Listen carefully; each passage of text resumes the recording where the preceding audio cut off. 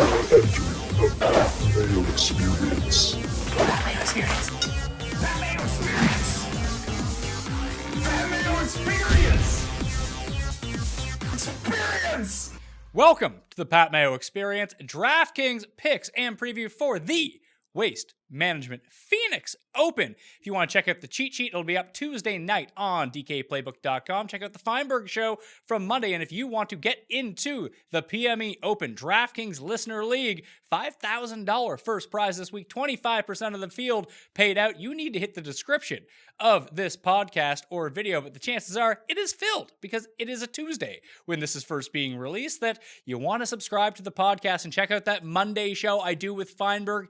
The audio podcast is where you're going to find the link to the Listeners League. It's already up to 2,000 entries, and frankly, that may not be enough. So if it's already filled by the time that you try to get in, you tweet at DraftKings and DK Live and DK Assist, and you tell them to make it bigger for next week. We'll see how big we can get this thing before the bottom actually falls out for it. And if you want some money to play in it, I got some draws for 20 DK dollars. Smash the like button, leave your DraftKings handle, and tell me the two players you are going to definitely fade this week over $9,000. I'll announce the winner. Guess when? On next Monday's show with Feinberg. That's the big one. That's the one you want to check out. Also, iTunes reviews for that audio podcast. If you're going to subscribe to get the link to the Listeners League, you might as well get into a draw for 20 DK dollars. Leave a 5-star review, write something nice about the show, leave your DraftKings handle in there, and boom, you're also in a draw for 20 DK bucks. Far fewer people actually do that one, so your chances of winning exponentially higher than on the YouTube video. To help me break this all down this week from gupscorner.com, he's going to be a twofer on the show this week, talking Super Bowl as well, but it is Brandon Gupta. What's going on, The Gup? Not much. Great tournament yesterday. Very exciting.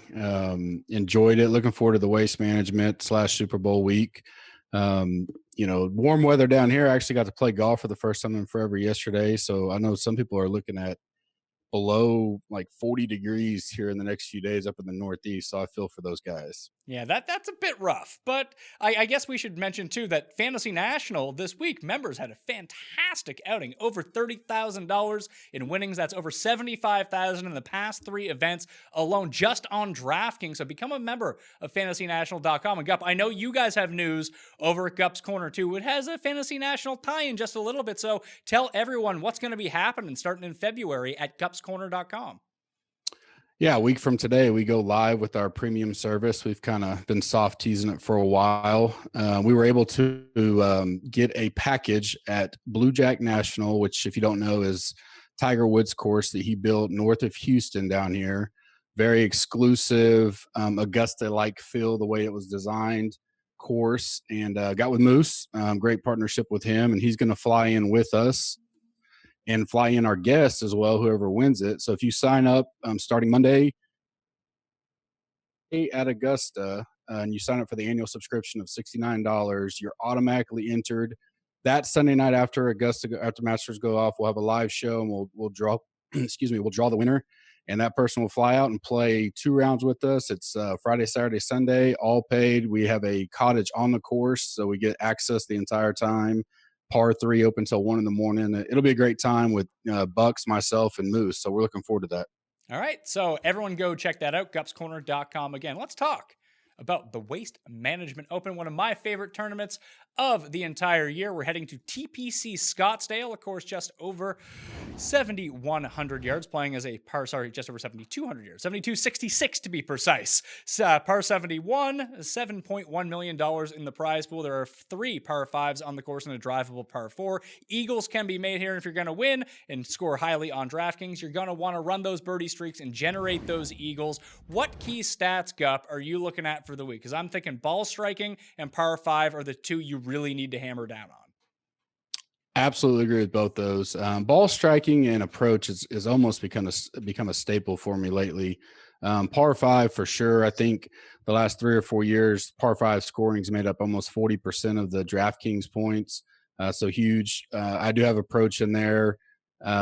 Short game's going to, I think, matter some. Obviously, if you're scrambling, you're not, probably in a little bit of trouble. But, the greens are tough to hit out here historically. And so a mix of scrambling and then also, the proximity greens and red gained is big to me this week. Yeah, so one of the big ones that I like to use from fantasynational.com, again, become a member of Fantasy National. It's not just stats, it's tools like lineup generators and simulators as well, is the opportunities gain stats, which it does lead itself into approach a little bit. They kind of piggyback on each other, just like greens and regulation do. I feel like it's a better version of greens and regulation game because opportunities gained tells you the amount of approach shots that are hit within 15 feet on the green or to the fringe. We've calculated that as an opportunity. That's a makeable putt. That's a scoring chance that when we go back and look at some of the past winners, even just the past three of Hideki, and Gary Woodland, their common theme is they suck at putting, yet they can win at this course. I think this is one of the few tournaments every single year that equalizes some of the bad putters in the field. Agree. Yeah. And you can tell by the average putt length out here is a lot longer. And so either the 3-point or 3-putt bogey, avoidance, or like you said, the opportunity, who gets it closer more often than the others, will outweigh each other in the history of who's won and who's finished top five. And that's one of the things I like looking at Fantasy National is I'll look at cut makers, top 20, top five, all the way down to the winner and just see what's streaming towards you once you get to the winner that's more and more important. And that's one of them you see this week. So let's jump right into the very top of the pricing board. John Rahm is playing again this week. This is a home track for him. We remember that he ended up with the top five here as an amateur back in the day.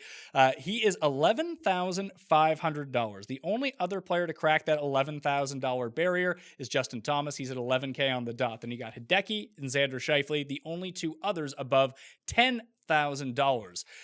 The odds have fallen out for Matsuyama. He opened at 18. He's now actually down to 12 as the live betting odds go. Thomas is down to 9. Rahm is up 1 to 7 from 6 to 1. But those are the three guys that everyone is going to be centered on. I could see Xander getting left in the dust here because this is the Hideki Matsuyama Open. A first, a second, a fourth, and then a withdrawal last season when he was uber chalk. Do you think that withdrawal will keep people off of him, or did he play well enough last week at Torrey Pines that we're in store for the chalk of Hideki once again?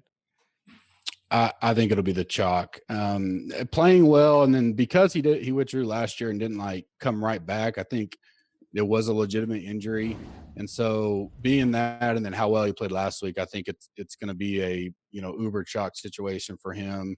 And in this type of week, I may lean towards maybe especially with the Super Bowl coming and all kinds of props and everything, betting him with either a double with someone over at Dubai, or doing something with the Super Bowl and then maybe fading him in DraftKings because he's going to be so high, or you go all in. I mean, you're going to have to be, 40% or more to be equal on the field, I think. I think it's a situation for me because I'm only going to be playing 20 lineups. I did this with Cantlay last week and went full fade, and that worked out, except I didn't do well because the rest of my picks were terrible. But theoretically, that should have been good. I don't think that Hideki is going to miss the cut by any means, but at his ownership level, if he comes outside of the top five and I have a full fade, that gives me more access to Rahm or Thomas or Xander or whoever I like, maybe a balance build, that if he doesn't win, I'm sitting pretty, that I think in my 20 lineups, I will go full fade on Hideki. Scares me to the very core of me, but if you're going to give me Justin Thomas probably at half the ownership, maybe even more, that I think that's just a more sensible play. No, I agree. I early looking, we just got salary a couple hours ago, but I lean Justin and just looking at the 7,000 and 6,000s, unlike the last few weeks, I think there's some good value down there. So I could see the norm being a stars and scrub approach. I could even see someone try to get two of these guys in one lineup, which could lead me to be, like you just said with Matsu, is to go more balanced build this week would be more contrarian than what I think most people will go after. Do you think that people will try to jam in Rahm and Hideki, Rahm and Justin Thomas and Hideki, or go like the Hideki Xander or Hideki Gary Woodland route because he's just under 10K? I can see that being the most common build of the week. Hideki, Woodland, then the rest. Agree. Yeah. Something like that, Webb's up there, does great here as well. Any of those guys that, take two, and then just because the value that's there that hadn't been there the last 2 or 3 weeks, in the low 7 and high 6s, and even some mid 6s are decent value in my model that I've ran. And so I think a lot of people will try that route, especially if you're building 20 plus lineups. You can mix and match how you want. Yeah, I try to keep my core really condensed. I've been doing that more and more recently, and I've had more success doing that than playing the scatter shot approach that fading the people. And that's why I did the giveaway of, over $9,000. Which two players are you for sure going to fade this week? Because every week, if there's going to be 10 guys above $9,000, I'm probably fading 6 of them. It sucks, but you can't just take everyone or you're going to rake yourself. That you need to have some conviction and go in. So of these 10K plus guys, which one is the best, do you think? Because I think it's Justin Thomas, and I don't want to say it's not close because it is, but he's the one that I'm really gravitating towards. Thomas is number one in this range for me in my model. A little worrisome that he's not really done real great here. He's got 2 T17s, but then 2 missed cuts right in the middle of it. But as far as stat wise goes in my model, he's number one out of all these guys up here in the top, coming in pretty good form. And he took a break after Hawaii, so maybe that helps him coming in here, fresh.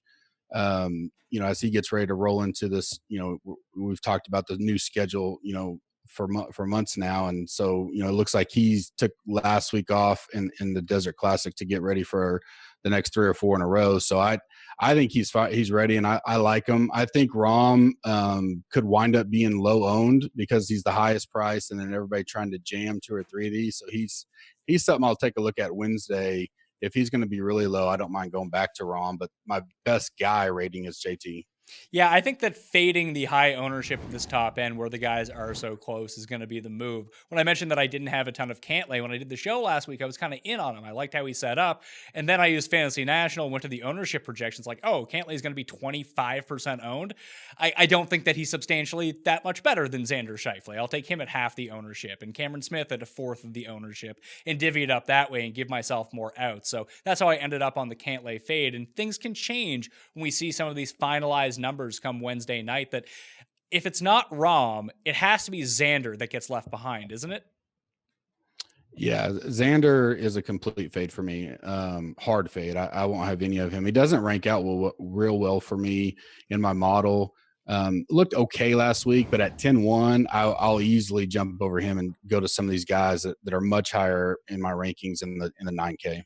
I don't mind Xander all that much, to be perfectly honest with you. I thought he gained across the board obviously he won the Tournament of Champions, but in all 4 facets of strokes gained, the 3 tee to greens and putting, he gained in each. And that's been really a common theme among guys that finish inside the top 15 at this tournament. I think last year only 2 of the top 15 didn't at least gain a little bit, ended up in the positive in each of the 4 strokes gained metrics. So he did that at Tournament of Champions, and he did that again at Torrey Pines. If he's going to be the one that ends up at like 8-9% ownership in this range and sandwiched between Hideki and Woodland, that's very much possible. That I think that I will be willing to gamble on Xander here because we know the upside is prevalent. Oh yeah, I seem to get him right in betting. I was on him the first 2 times he won, but DraftKings, I can't seem to get him right. I love him. I think he's a great player. I like being on him. I just typically always get on him at the wrong spot. But he's similar to some of the guys. Ricky, I thought was going to be like that for a little bit last week, that he was just going to go unnoticed and be really low owned, especially with all the hype around the other guys. And then, so I thought to go there, and then he wound up being higher than what the projections were. So I think Xander will be under 10% for sure, especially the way they have the pricing built this week.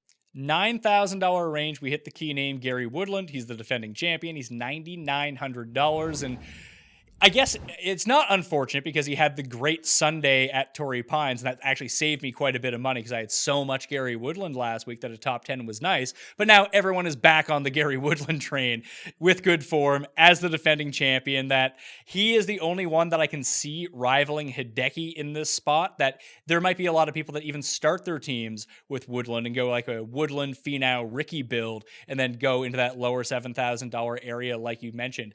Would you guess over under 25% ownership on Gary Woodland in the $5? That's probably a good number. Just under. For a while, I would have thought he was going to burn a lot of people last week because he made the cut on the number, if I remember right, and really wasn't doing very good, and then just stormed back Sunday, like you said.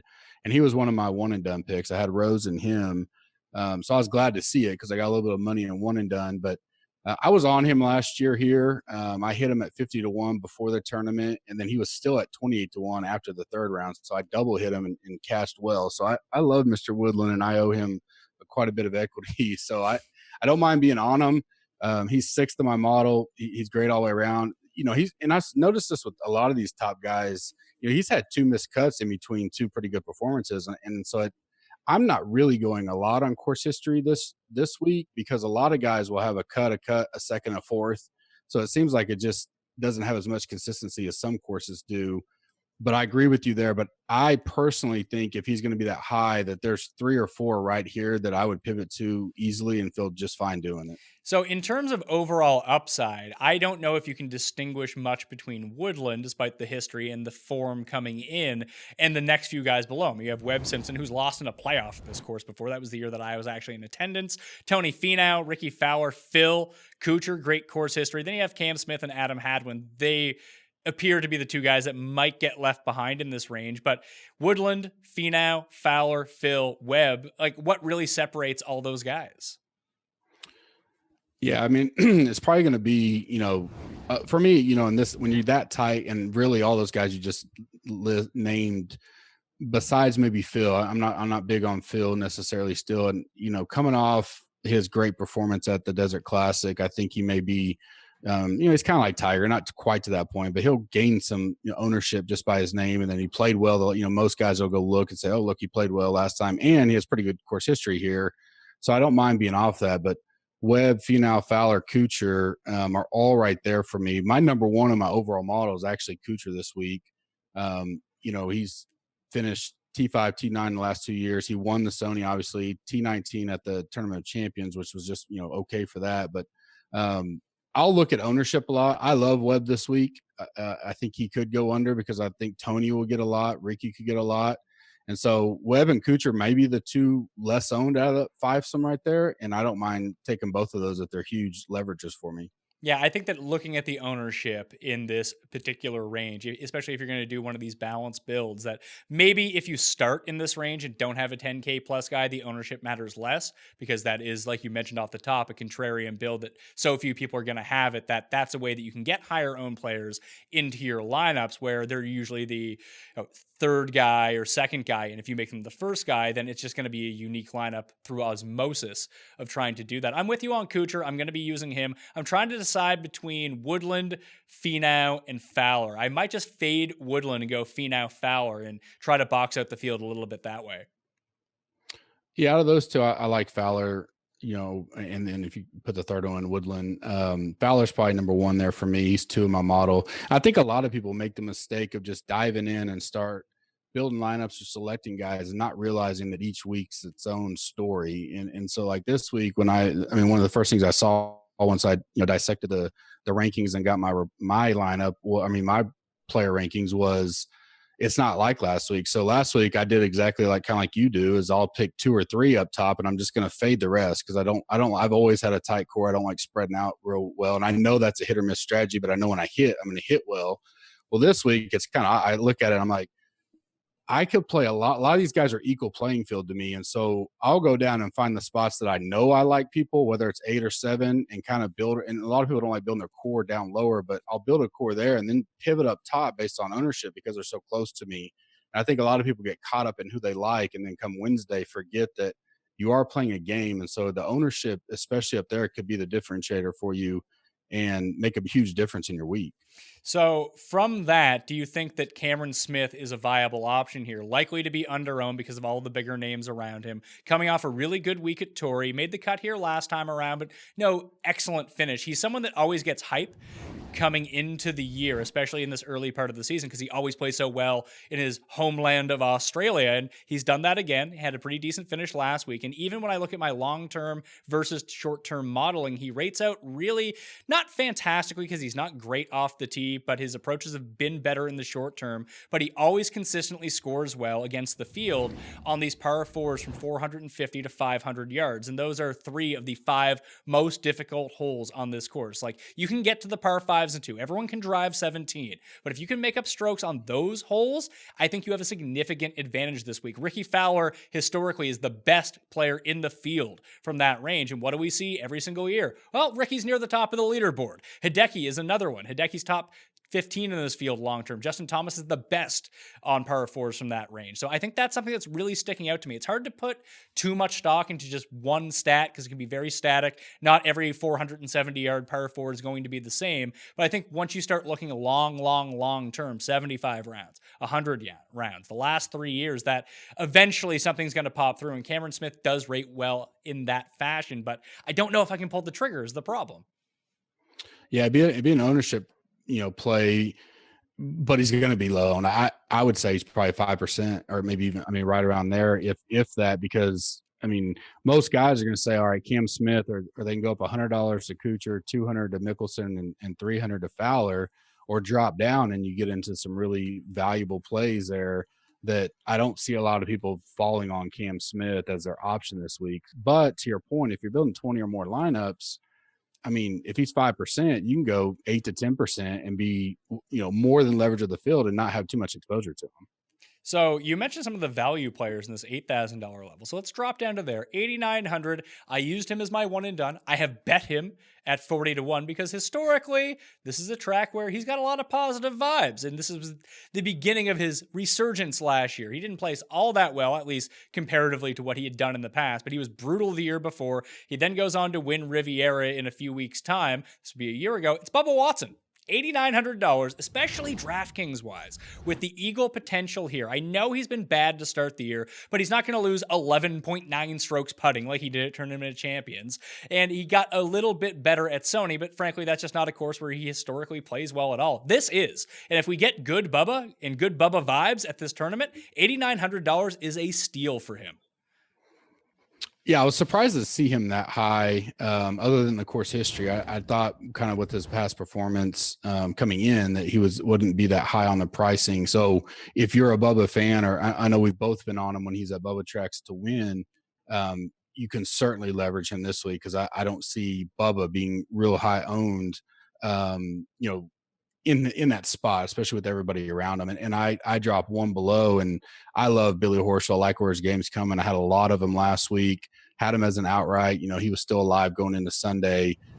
He's one guy that when you look at 100 rounds, 75 going down to the short term, really improving a lot. He's third in my long-term to short-term model overall. So I really like where his game's coming in, and whether that has to do with, some of the family stuff kind of going, getting better for him and allowing him to focus. I like him this week. Ches played great here last year. So people may look at that, but missing 3 straight cuts before that, I don't really like that. So, if I'm going to go Bubba, I drop down 3 or 4 spots before I pick anybody else besides Billy. So I don't mind the Bubba play. I don't know if I'm going to go there yet. I'm big on Billy Horschel as well, and it sounds like you and I have similar inputs into what we're looking at for our modeling, because short term over the past 24 rounds, I generate my custom model on Fantasy National. You can plug in whatever stats and weight them any way you want, but he rates out third for me as well over that time, and he's first in that key par 4 area that I had mentioned, 450 to 500 yards. So I can see a lot of Bubba Billy lineups. I'm worried about the outright though, because I took it. I left room for like another play or two, and I had a short list of what I wanted to do. And as I talked this through with Feinberg, that Horschel was one of the 3 names I had left on the list. Do you like him at 40 to 1 here? I do. He's definitely on my short list as of right now. You had him last week, so I think this course will fit. He's doing his ball striking is great right now. His proximity is really good. Back to your opportunity gain stat. I think he's doing really well, and he's putting well, and so this obviously will give him an advantage there. I just like when you go back to when his form's doing really good historically, he's a good play, and so at 40 to 1, I do like the value you get with him coming in. To the entire $8,000 range. Bubba 89, right below him Billy Horschel, like you mentioned, Chez Reavie after that. Bjorn Hanahan, a guy who broke my heart here 2 years ago when he gagged it on Sunday. Putnam, Noren Champ, Berger, Brant Snedeker at 81, Brendan Grace, a late add to the field at 8,000, and so is my main man, Luke List. Second off the tee in terms of strokes gained over the past 24 rounds. Only 83rd in approach, though. That always worries me. He does have the short game to back it up a little bit, but those ball striking numbers really leap off the page to me. If we talked about this could be a course where bad putters can get it rolling a little bit, does that give my man, Luke List a chance here. And should I be playing him at $8,000? I'm going to play him either way. I play him every week, regardless of whether he's a good player or not. But your objective on this, should the people be playing Luke List? Yeah, so he's my second rated guy in this range behind Horschel. I love the 55-1, and I gotta feel like we're still in Mayo baby swag time, so I don't mind maybe piggybacking off of that. So I think that's a good number at 55, but I love him in DraftKings. I'll have him. He'll be in my player pool. It's T26 here last year. 3 of the 4 big categories I'm looking at stat wise, he's top 4. Just everything across the board, checks for me with him. And so I don't mind playing him at all. I will be somewhat heavy in this range. And a lot of it has to do with, if you look at Noren, Champ, Berger, Grace, all missed the cut last week. And I, historically, especially if it's a good player overall, that recency bias of the guy burned me last week, like Berger's one, a lot of people may fade off of him, and I don't mind jumping back on if they come back up in my model a week after they burned a lot of people, either 5-6 or 6-6, which 6-6 was hard last week, but overall. And so like Champ's one, I'm interested to see where his ownership starts to come in at, because people loved him for so long, but I didn't think last week was a course for him. And he performed about like I imagined, but I think this course could be right up his alley. And so I love him if he's going to be low owned. And I think this range kind of screams that. And so this could be a good ownership range for me as far as my personal pool. So I go Bubba, List, Horschel, 1, 2, 3 in this range. I will be using some Berger as well. I'm off of Champ. He's just not gaining the amount of strokes off the tee that he was during the swing season. If he's not going to be doing that, I don't think he has much of a chance, because his irons have been just awful. Just truly terrible. That if he can't get that going again, like, he's probably going to miss the cut. That I'll be a week late on Champ, or at least I want to see him heat up a little bit and show some positive signs with the irons before I jump on. But like Snedeker has a great track record here. He hasn't missed the cut in a while, but I don't know if I'm feeling him all that much. And you have to really pick and choose from this range. So I think those are the 4 that I'm settling on. The one that I can't wrap my mind around is Ben An, coming over from the Middle East last week. Another desert course, posted a top 25, has good vibes here, 2 top 25s and 2 starts. Are you going to be in on Benny An? Yeah, so he pretty similar there. I would probably go Berger over him, because I'm going to be on Horschel. I'm going to be on List. And then, then it's kind of playing a little bit of the ownership game. Berger's one I'll probably be on, because I think he'll come in low owned after burning everybody. So I may have one more, and it would be him. But rankings wise, I have Putnam right there, and he's come back down to 8,500. I don't see him being very high owned at all. His recent form's really good coming in, T14 a second and T34. He's never played here before. I don't know if that matters as much as some courses, but I don't mind going to Putnam if Bignon's going to get some good ownership. But right there, I think it's going to not be a huge value as far as ownership goes to pivot off. And so any of them are fine. You just kind of go with, for people out there, you can kind of go with who they like the best. But my 3 that I've locked in will be List, Berger, and Horschel. So Putnam is not going to carry any ownership whatsoever. I think that 9K range, no one's going to own Adam Hadwin either. I don't know if I want to go to those guys, but right below him, and this kind of goes into the $7,000 range as well, because you have Alex Noren at $8,400. No one is going to be using Alex Noren. And then you have Tyrrell Hatton at $7,900. I'm not sure where his ownership is going to be, but do you bank on the fact that these are class players in the world and they're not being treated this way in this field? Yeah, so and some of the stuff I put out on Mondays, I tell people, hey, these Euro guys, it's important to come back Wednesday night. We have a chat, and because between Monday and Wednesday, I'll go back and research these guys that don't have the rounds here on the PGA to see how their games perform. Danny Willett's one. Any of these guys that just don't have enough stats recently because they've been playing overseas, it's important to go do your homework and see where they're really playing, because they could be undervalued here in DraftKings, which Hatton could be that one. And so could Noren. Noren did play, at Farmers, missed the cut, but he's played here last year. Hatton has never played here. At least I go back to 2014, he hasn't. And in my recency form, I look at the last 6 tournaments, on Fantasy National. He hasn't played any of those. So I really have to go dig to see how has he been doing overseas, and is he going to be kind of under the radar, because most people will just look at the US PGA type stats. And I think you're right on that could be a value. And any of those guys in this area that play majority overseas are, got to go look at what they do across the pond. So Hatton is $7,900. He leads this field in terms of the $7,000 pricing, but he's also 66 to 1. I bet him at 66 to 1 because I felt like that number was way too long for a top 30 player in the world. 7,900, I might leverage myself out of him. I'm not sure yet if I want to take him on DraftKings. I think the bet with a top 5 is probably the way to go about it. Does that make more sense to you? Yeah. I would lean that over the DraftKings. He's not high on my model right now. Again, I'll have to go look at where he's at. He finished. He played in Abu Dhabi 2 weeks ago, missed the cut, and was T38 in the desert last week in Dubai. So that's his form coming in. It's not the greatest.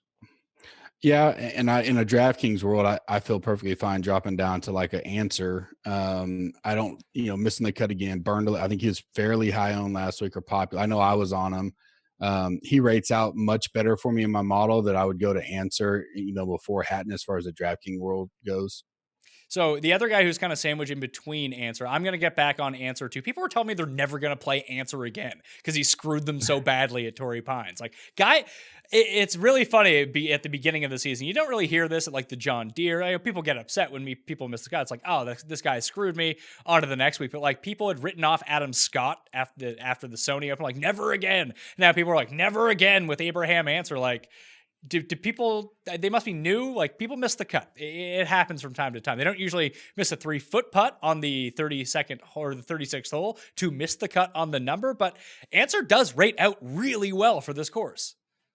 Yeah. And last week so my last guy I eliminated from my player pool was Adam Scott. So that one burned me all weekend as he climbed the leaderboards. But in last week being a non-football week, especially if you're playing in like the $5 and stuff like that this week, the recency bias will be huge. So a lot of guys that jumped in for the first time PGA and they got burned by, Berger, Answer, any of these guys that were popular last week, coming back this week, I think you can go back to them because most guys, especially down there, in that public range, will not have anything to do with them. Exactly like you said, he burned me, missed the 3-footer, should have been in. I've only been doing this a few years, but when that happens, more times than not only do they bounce back well, but nobody's on them because of what they did to them the week before. And I don't mind taking that ownership spot and being leveraged against the field. $7,800 Keegan Bradley. Skill-wise, he's kind of a fit, right? Yes, he's high in my model. Made the cut last week, did well. Pretty good, history here. 3 made cuts, T24, T17. He's right there. He'll be a guy that's kind of on the bubble for me as far as and he's a somewhat popular guy, so I'll see where the ownership is. I like Griot, right below them just as much. He's a little bit higher ranked out for me. Ryan Palmer was a guy I was on last week. Not many were.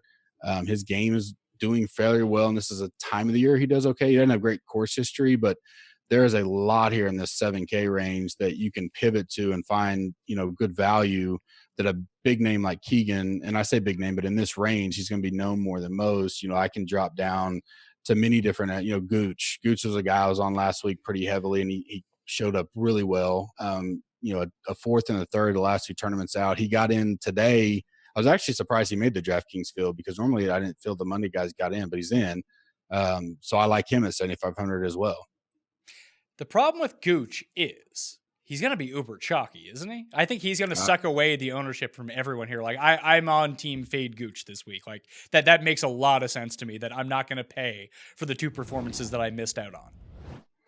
Correct. That's a great statement. And so that's the opposite of what I've been talking about so far, is that a guy that's hot gets in, and people will go to that, especially relatively cheap, 7,500.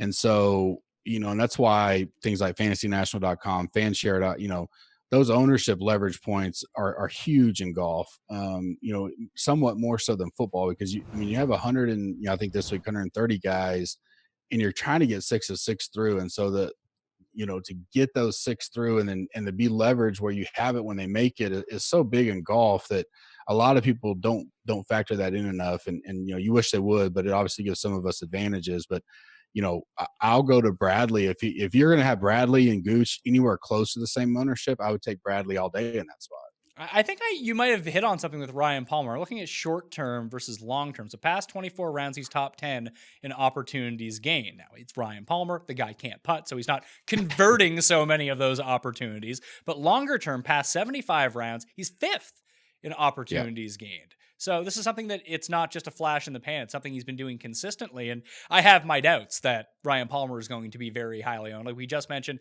I do think that Keegan will garner some ownership. Answer will be down, but enough people will talk themselves back into him that he'll probably crack like 10% from that mind. I think Gooch will be around 15%. And Party Marty Laird is right there. Mr. Waste Management Open himself, that he's going to be double digits this week for sure. Yes, and I'll pass. I just, that's a spot, and he does great here, like you said. But any kind of, that kind of talent where he's at, if he's going to garnish that much ownership, I'll pivot on down to many other options that we have, and just I'd take Brandon Still over that. And he has a great track record here as well. Last 5 years, his worst finish is T26. So he could be popular, but if he's going to be 5 or 6% less than Laird, I'd drop down to Still all day just for the ownership leverage. Here's my problem with Brendan Steele. Something happened to him after the PGA Championship where he missed the cut, but he couldn't putt. The ball striking was there. He has now lost strokes on approach in 10 consecutive tournaments. That's usually his bread and butter.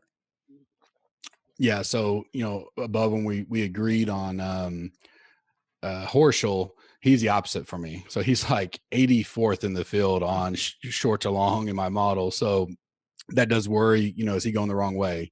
So I agree there. What about right above him? If you're not going to go Gooch, is Kim in your line side? Or I know he's kind of your boy, but you just bet him and move on, or do you like him? Who was that? Sorry? Siwoo. Siwoo is such a tough DraftKings play. He's more of a bet and move on type of guy. Because in this range, I mentioned Keegan Bradley, and for whatever reason, I always pair Keegan Bradley and Lucas Glover as kind of the same guy. They're great tee to green, can't putt. But Lucas Glover is down here at $7,200. He's top 10 in my short-term modeling, so I like him a lot. He'll be in the lineups, and I just can't quit Neiman. Like, Neiman's going to, make a putt at some point during his career. Maybe it's this week. Yeah, so I jumped. He was one that missed the cut at the desert and was pretty high owned, and so last week I jumped back on him. Thought he was going to do well, but the weekend did not fare. Especially Sunday didn't do real great. But I don't mind. This is kind of the bread and butter in just out the gate. Some of the Kokrak is very high in my model. Sung J M, CT Pan, HV3. All these guys are up there as good value plays for me. Ryan Moore, they're all crunch there that, that 75 and up, I'll pick maybe one or two, but the 74 and down is loaded with guys just on my radar right now. Yeah, Moore rates out really well for me too. I don't know if I love him so much because a lot of his stats factor back to like the end of the summer, not so much recently. He's gone miscut his last two starts, and one of those was the OHL where strokes game metrics aren't even measured, so that wouldn't even be counted. So through the swing season, he came second at Safeway, which is great. 66, 61st, 36, miscut. Don't love his form coming in. I'd be more apt to jump back on Sung J Im. Like you mentioned, I'm always kind of iffy on Kokrak. Pan piques my fancy just a little bit, but the guys that I really like are both at $7,000. I'll jump back on my main man, Killa Keith. It was pointed out to me that last week it was bent grass and POA. It wasn't Bermuda. You got to bet him on Bermuda grass. We're back on Bermuda grass, $7,000. He was one of the chalkiest players last week, burned everyone. I think it's a nice jump back on spot for Keith Mitchell. And also at $7,000, almost like I mentioned in terms of Hatton and Noren being potentially underpriced due to their skill level, I think Affy Barnrat is underpriced at $7,000.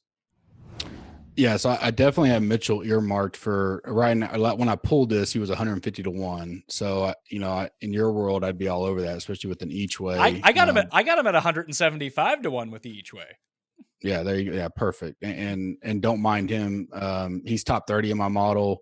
So I like him. I like Burns is rating real well for me in my model. And then the guy that I think burned a ton of people last week and was pretty high owned with Drew here last year is JJ Spawn, which I can't ever get him right. So I figure because he burned me last week, if I just go right back to him, maybe that'll work. Because I'd never get him right. And I know Ruby's, that's his boy. So I normally stay away from that. But he T4'd here in 17. Stat-wise, he's 12th overall. He's 8th in my short to long form. And just the amount of ownership he had last week and people that he burned with the missed cut, I don't mind going back to JJ this week. Yeah, I'll probably be out on JJ, and I do enjoy playing him. It doesn't seem like he's quite at the level where he was. Like, he tends to trend, so he'll reel off like these performances back to back to back. Then I usually wait to get it on the second one, just so he doesn't burn me over and over. Because I tried this with him before, and then he like missed like 8 straight cuts, and I was like, good God, what am I doing? And then all of a sudden he gets hot, and then it's like boom, boom, boom, top 30, top 20, top 15, top 20, and all of a sudden he's paying his value again. And where I'm trying to shrink my core a little bit, I think that he's going to be on the outside looking in. Yeah, a guy for me like that is Hadley. He's right above him, and I never ever get him right. And he burned me one of the worst I've ever been a year and a half ago. And so I fade him, but he actually pops in my model really well this week. But his recent form is terrible. I mean, he's missed his last 3 cuts, but he's played here decently. And so I could see people jumping on Hadley right above him, but not for me. I do like Affy Barnrat, how you said that. He's another guy that, if you're not familiar with the Euro and all that, to go look up his history, because he's not going to have a ton here. So he could be a value play from the casual people that won't, even go to look him up or anything, for the guys following along. Yeah, I guess the only other 2 guys, and I like the odds betting wise on Affy Barnrat at 150 to 1 more than I love the price, but I'll probably use a sprinkle of him. And the other 2 I wanted to get your take on, just because they rated out so highly for me. One was Richie Werenski. He's also at $7,000. And Streb. Streb's back to being Streb from like 2.5 years ago all of a sudden.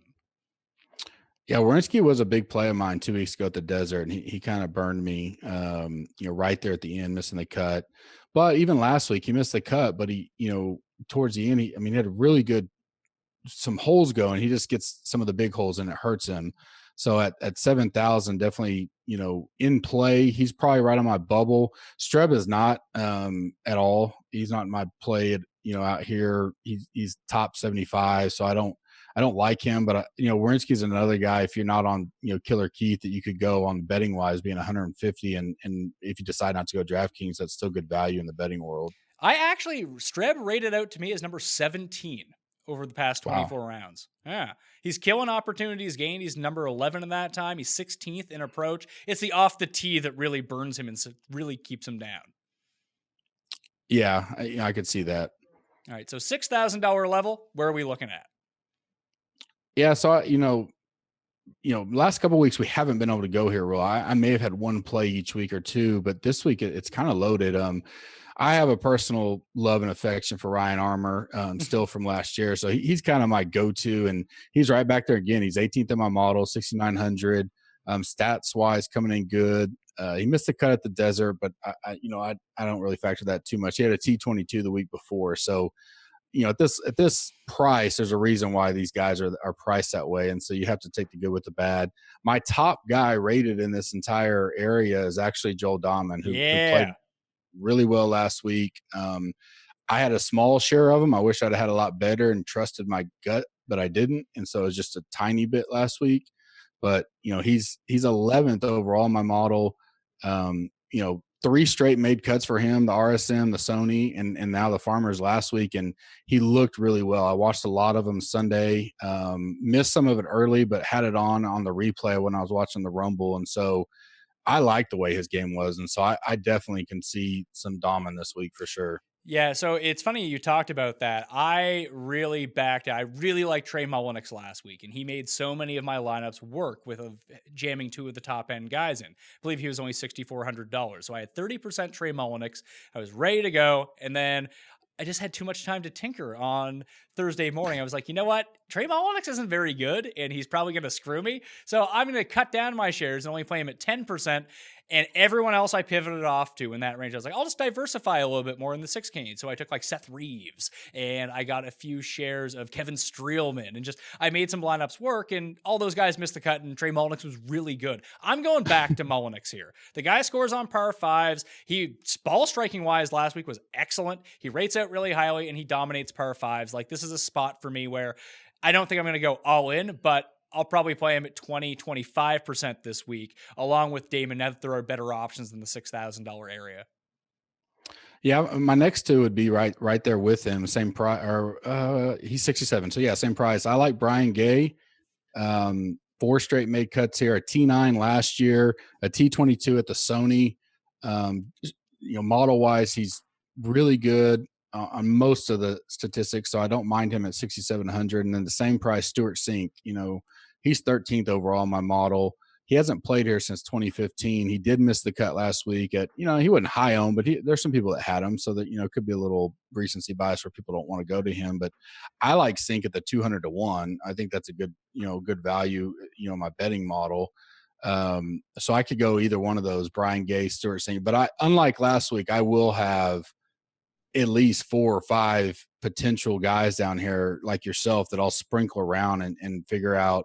And you can still go balance. Just because you go low doesn't mean you got to go 2 up high. You could try to squeeze in 3 in the 9K or a high 8 and 2-9 and then come down here and still be a little bit contrarian than most people will try to go Matsu, Rom, and then come down here and, kind of be a little different going really low. And there's a couple real low guys that I'll be playing, when we get down there. So I guess the one guy I will say that I think might be semi-popular, and I think he's a pretty good fade this week, is Sam Ryder. He has lost the ability to hit approaches, and that's where he was popping so much. And he's been carrying himself with a really hot putter for the past 3 tournaments, and I just don't see it sustaining itself.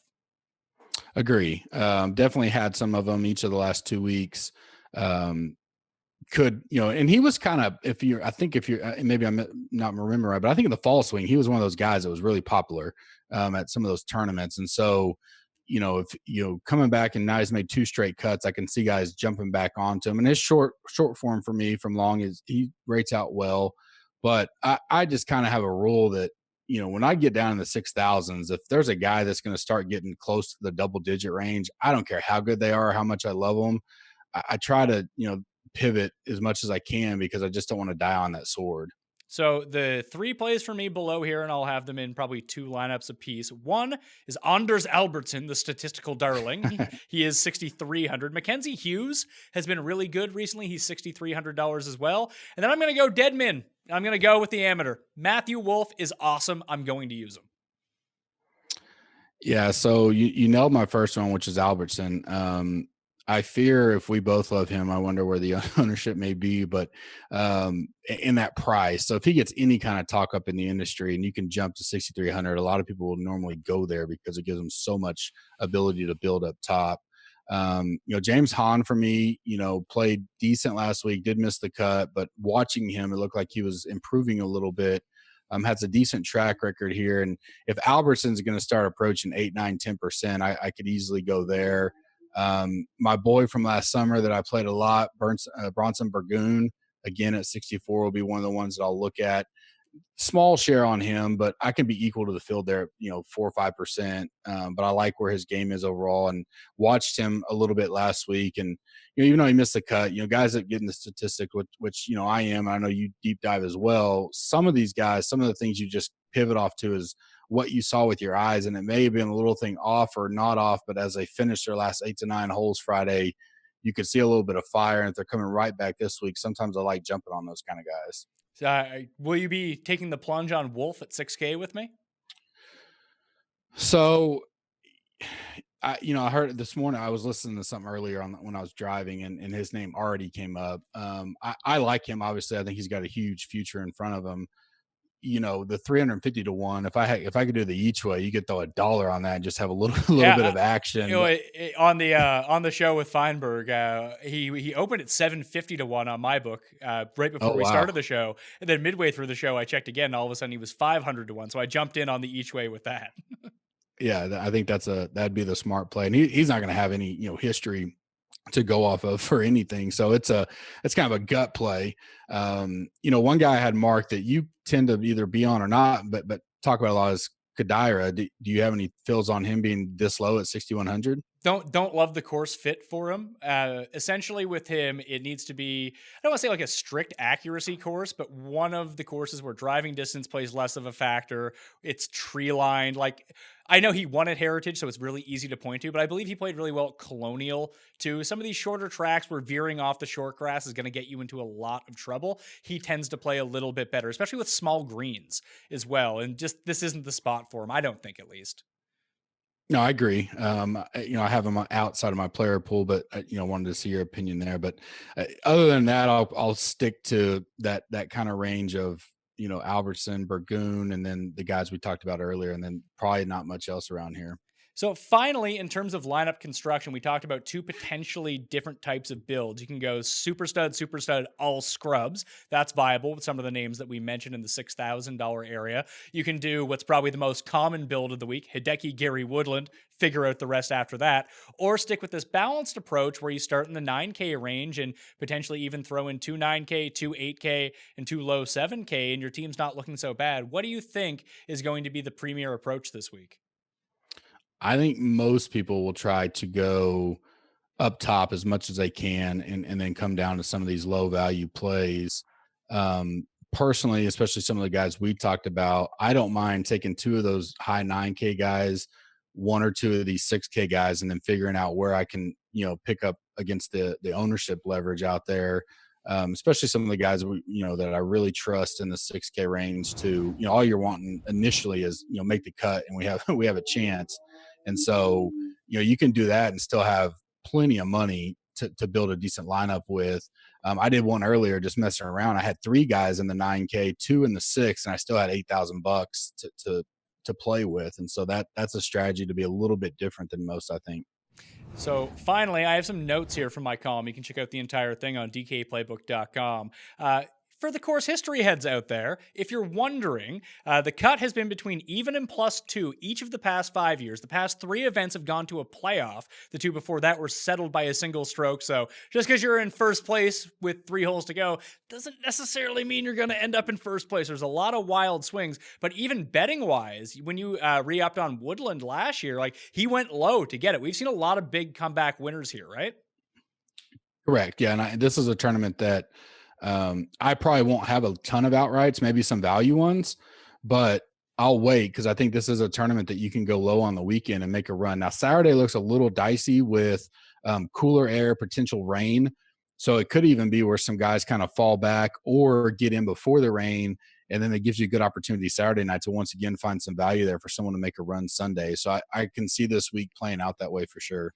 So, of the past 5 years, guys with a minimum of 3 starts who have never missed a cut, we're looking at John Rahm, Brendan Steele, Martin Laird, Chris Kirk, Snedeker, Charlie Hoffman, Kuchar, Berger, Kevin Na, Emiliano Grillo, Zach Johnson, Brian Stewart, and Hideki Matsuyama. If we don't count the WD, guys who have only made 2 starts here, but made the cut in each of them, Ben Ann, Grayson Murray, Vaughn Taylor, Ollie Schneider, Jans are all on that list. Does anything surprise you from those names? Overall, not really. Without diving in, I don't know if Laird would have been, and then you mentioned it, and so I went straight to him, and he does. He kind of pops all over the place. But by name, I wouldn't have thought it. But all the other ones, no. I think you can kind of, it's our first. I don't even know the last time we had a real tournament. It's all on the same course for 4 rounds, so it's it's exciting to kind of dive into a full fledged event. And then you got kind of the Super Bowl weekend hype that will add to the excitement, and an enjoyable tournament to watch on TV as well. I enjoy this tournament every year. I haven't had the pleasure of going yet. I know you went a couple years ago, and it is on my bucket list to do. And right now I'm going to pencil in to try to go next year. I'm looking forward to it. I hear it's just an absolute blast out there. Oh, we should really try to get a group together and go to this because it's a fantastic time. There's enough places to like Airbnb giant places around. You can go play some golf on the off days. It's a really fantastic experience if anyone can go do it. It looks like there's going to be rain and wind on Saturday though, like big wind, like 25-mile-per-hour wind. So always be sure to re-up on the weather. Tell everyone when your chat is because I think that's very important. That's a great feedback bouncing board for a lot of people. So it's not just questions that you can answer with them. Other people will answer each other's questions. That I think it's a very valuable tool as the final piece of the puzzle to really get your lineups in. So tell everyone about the chat on gupscorner.com. Yeah, we go 9:00 Eastern Wednesday nights. Pretty standard there. Every once in a while we move it around, but it's mostly that week. And it's an open forum. We'll have guys, I'll jump in an hour after we're done just to check, and there's still 15, 20 guys in there talking back and forth. So it's literally up whenever people want to go in there. But that 9:00 Eastern, we get in there and we all talk. So it's not just me dictating it or Tambo or Bucks or anybody like that. We open it up, and it's a great feedback. Last week we were over 100 strong for an hour of very vocal, open people. And we're going to introduce a premium Slack next week with the premium service, but we're still going to host this because it's so key to get everybody in at the same time and just talk late strategies, what's changed. Like you mentioned, weather is always huge. Is there any certain stack that looks great or doesn't look great, or where's the ownership going to where you can pivot? And I even still learn. I'll get in there and listen to these guys, and there'll be one or two things I pick up that I wasn't thinking of. And so the environment there has been terrific, and the feedback's been great. So you can just go to the website. Obviously, right now it's still free, and there's a chat button, and you automatically get in there. That will do it on the Pat Mayo Experience. Waste Management Open DraftKings Picks and Preview. The DK cheat sheet will be up on DKPlaybook.com on Tuesday evening. And I do want to recommend that everyone become a member of FantasyNational.com because, listen, it's a great way to access tools. It really cuts down on the process. Gup, tell me a little bit. You use Fantasy National. You've been a big winner generating lineups on there as well and extracting some of the information because there's many ways that you can use it because you export the data and then run it through your own stuff, don't you? Correct. Yeah. And I tell people that follow me, they're like, what's the perfect model? I said, if we had that, we'd all have money, but there's not one. But I love Fantasy National because it gives you the flexibility to as you get used to it and get comfortable with it, you realize all the options you have there, and you can run it one way and then literally change two things and run it the other way and just see what changes with certain guys you're keying on. Or if you're really trying to drill down into two guys, you can, almost get it down to a head-to-head version and see what you like there. Or if you're really super, analytical and you love running it, you can easily, get the data off of there in the way that you want it, and then tweak it, do your own algorithms, throw in whatever forms you want. So there's many options there. It's a great tool. We've partnered with Moose, from the start almost. And great. The thing I like about it is he continues to try to improve it, and he takes feedback from people, and then he'll shout it out and say, hey, we made this improvement because of X. Brought up a great point. We hadn't thought of it, and he immediately implements it. It's not like he waits, months to get it in. And that great feedback, allows the tool to continue to grow, and it's your own stuff. So you don't have to worry about people, giving you, this is how you do it. This is how you have to play. And here's the picks. There are no picks or anything like that. It's just, open-ended to look at whatever you want. And then I love, and I don't know if you mentioned yet, the kind of simulator that goes into it. Sometimes you can get some really neat information by just kind of viewing what that shows after 1,000 simulated rounds. So the simulator last week finally picked a winner. It picked Justin Rose to win at Torrey Pines. I wish I had listened to the simulator. The simulator is tough, but it does present certain options that just kind of pop up. You're like, had not considered that guy. Why would he be so good here? It's actually how I hit Kuchar both of the times that he just popped up top 3. Inside of that, I was like, well, it seems like he's a terrific value. Let's just go with Matt Kuchar. And boom, all of a sudden I got a bunch of money in my bank account. So FantasyNational.com, become a member today. If you want to get into the Listeners League, the PME Open, the best contest on DraftKings, you got to subscribe to the audio podcast. That's where the link appears first. On the Monday show, so iTunes, Stitcher, Audio Boom, Spotify, wherever you download podcasts, it'll be in the description of that Monday podcast and the Tuesday podcast. It's just usually filled by Tuesday. 2,000 entries this week, so you want to do that. And if you do subscribe to the podcast already, or you're a new subscriber, there is a draw for $20 DK dollars. Leave a 5-star review, something nice about the show, your DK handle, and boom, you're in a draw for 20 DK bucks. I will announce the winners on Monday. Also, if you want to get into a draw and you're watching the video version, smash the like button, leave your DraftKings handle. Tell me which 2 players above 9K that you are fading at the Waste Management Open. I'm Pat Mayo. Thank you for watching. Good luck in Phoenix. I'll see you next time. Pat Mayo Experience! Experience!